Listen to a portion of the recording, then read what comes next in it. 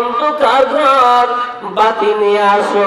কবর ডাকতেছে, দুনিয়ার মানুষ রে, আমি অন্ধকার ঘর, তুমি যখন আমার মধ্যে আসবা তাহলে তুমি বাতি নিয়ে আসো। বাতিটা কি?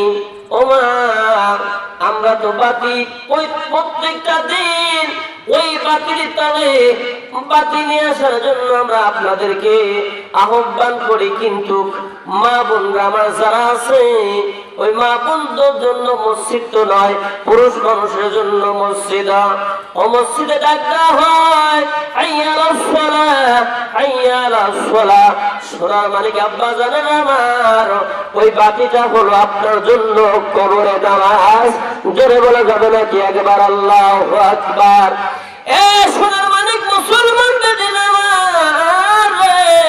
আমি আপনাদের খাদমতে বলতে চাই যে আল্লাহ তাবারক তাআলা আপনাকে ওই কবরে রাখিয়া দিবে, যেই কবর আমাকে একদিন গ্রাস করে নেবে, যেই কবর আমাকে একদিন শোয়া রাখবে, যেই কবরে আমাকে একদিন থাকতে হবে। ওই অন্ধকার কবরের মধ্যে কবর বারবার ডাক দিয়ে বলতেছে, আমার মধ্যে আসতে হলে তুমি বাতি নিয়ে আসো। বাতিটা আমার আল্লাহ তাআলা রব্বুল আলামিন দিয়ে কাজে তাজাল্লুত করে দিলেন, নূরে নূরান্বিত করে দিলেন, সেটাই হলো নামাজ। আল্লাহু আকবার।